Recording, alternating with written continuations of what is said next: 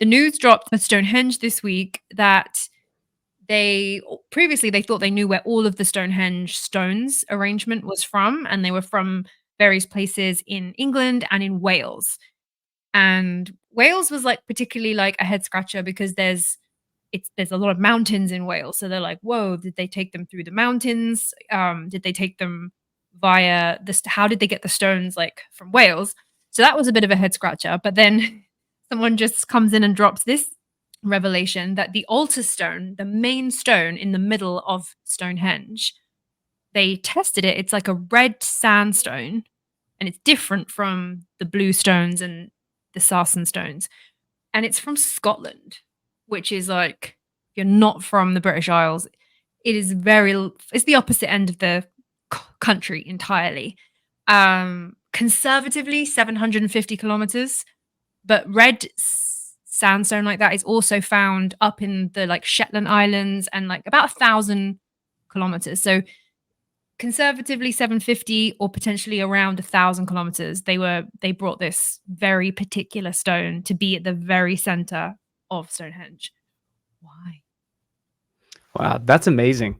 I can't believe it. I can't believe with how well known Stonehenge is and how long that site has been excavated and studied that they're just now that they're just now discovering this and that there's still more left to be discovered. Oh, there's so much more. And like even recently they found that there's been activity on the Stonehenge site for 7,000. It's gone back 7. They're now saying 7,000 years. Wow. The people who were actively using it, living on it, so the more that yeah, it's surprising. I don't know why they didn't test the altar stone before. Actually, let me share the screen. Pray to the gods of technology that we stay online. Let me share screen. All right, guys. This So is a big test right here. this is the big test. We'll just do entire screen. Okay, so can you see what? Boom. We're just Google. Make sure I'm not turning you off. No, we're good. We're good. So okay, here we go. I should have a PDF in here. Here we go. Here's what I want to talk about today. So Stonehenge. Can you see what? Can you see? I can. Okay, and for everyone listening at home on the audio, I've got an image, like on above a bird's eye view of Stonehenge, and they've color coded the stones so you can see which ones I'm talking about. So the white stones are from sarsen stones from like the kind of like the big ones. They're from England. And then the smaller inner circle stones, the purple ones here, are actually blue stones. They should have done them blue. That's confusing. And then the green stone, which is actually a red stone. Whoever color coded this was not clever. But yeah, you can kind of see where the altar stone. But the altar stone is currently buried. It's like very deep into the ground. I don't know why it's that deep. The altar stone is that deep, and then two of the other stones have like fallen on top of it. Did I have an image of that? I thought I had an image of that. No, maybe I don't. So maybe that was one of the reasons why they didn't test this particular stone, because it was kind of half buried, half hidden. They just assumed it was something else.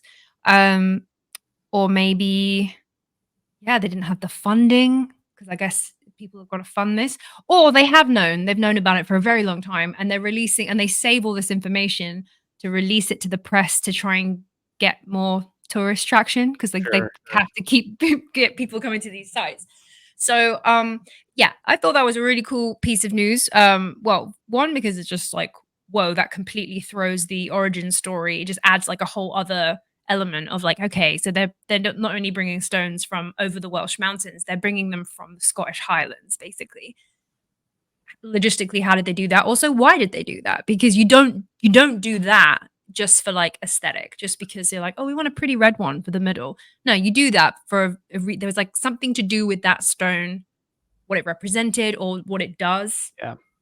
Yeah, I was gonna ask. You may have said this a second ago. And anybody in the comments, if you happen to know, how many miles is that it would have been transported? Okay. I mean, it's several hundred. Am I crazy Oh for saying that? Let's look. 1,000 kilometers into miles. No, not Sorry. meters. That's all right. It's kind of similar. 621 miles. Six. Wow. That's further than the Aswan quarry blocks being transported to Yeah, Giza. it's better than that. Yeah. Um, Wow. which is crazy. And not a straight line like the Nile is either. Yeah. And Wow. I'm thinking, so Stonehenge is obviously one of the henges that are surviving today. We have a couple of others like Avebury. But there was probably a hell of a lot more henges that were around the coastal, because there's a lot in Scotland as well. So I don't, but also in Doggerland. So like loads of people don't understand that England and the British Isles, I should say, not just England, Britain, the island of the British Isles is like a relatively recent island. It's only between 6 and 8,000 years old Wow. because like a tsunami came down from the Scandinavia. I think it was around 8,000 BC and literally ripped the English Channel Tunnel. So before that, um, what would be the bottom of England was connected to France, was connected to the Netherlands, I think like a little bit of Norway. It was all one thing, and people lived there. So I'm imagining that there could have been real ancient henges, like all in that whole area that got destroyed, um, and up in around the Scottish Islands. Because again, the sea's risen so much in the last since the Ice Age. I also think that dolmens and stuff has been made since the Ice Age. I Yeah. probably would bet humans have been doing this stuff a little bit longer than we think that they have been. But anyway, I Yeah. thought it was really cool. I Little totally agree. And I don't. I've seen.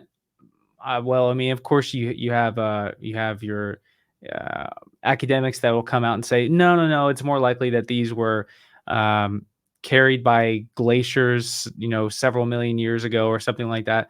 But at the same time, I mean, ancient people do very strange and miraculous things. And there very well could be a reason that center, well, it's interesting that center altar stone is the only stone there that is from that far away. I mean, there's Mhm. a bunch of those are from Wales, and then a lot of them are local stones. But that central stone comes from all the way up north in Scotland. And I don't know. I just kind of think it's silly to um, immediately brush off the possibility that whoever was living there and whoever built Stonehenge, for whatever reason, there wasn't some symbolic or some kind of purpose to that stone that brought something special from that area down to Stonehenge. I mean, you know, we're like basically trying to study and understand aliens here, and they do very strange things. Ancient people always did. Of course, we think it's strange because we don't understand why. But when you have thousands of years of history just leading up to the erection of Stonehenge, if we knew that history, it would make sense to us. So I don't doubt it at all that they took a stone purposely from Scotland all the way down to Stonehenge. And interesting you said about the ice glaciers because in the like reporting of this, they are pretty confident they can rule out that it wasn't an ice glacier that took it from Scotland down to like um the area where Stonehenge is, because they have tracked the glacial ice movements from that period, and they don't go north to south. At that time, they were going south to no, they were going up. They were going south to Mhm. north. So it's like the wrong way that the ice would be traveling. It kind of went anti. So they well they either took it over land or they got it on a boat. It's about 6 tons, and they would Yeah. have got it on a boat and taken it all the way down in between Ireland to the kind of front knee of England. Um, but yeah, there we go. It's something to think about. And I'm like, wow. But it also, I love it when news pops up like this because it made me think, well, yeah, we can't just assume that every part of every ancient site is like the same rock from the same place or the same, um, like for example, Karnak Temple in Egypt is like an onion layered site of it's got some old stuff. It's got Middle Kingdom, lots of New Kingdom, but it's all higgledy-piggledy and like a big soup of ancient rock. And it made me think, okay, well, Stonehenge, which is quite a small little site, if they can suddenly go, oh, hey, whoa, this one's from a completely different place, it made me think, okay, let's not just assume that like we've completely mapped out every part of the Giza plateau and we know where every single stone has come Yeah. from. I was like, okay, so if they can get Stonehenge a little bit wrong, they could probably get a few others.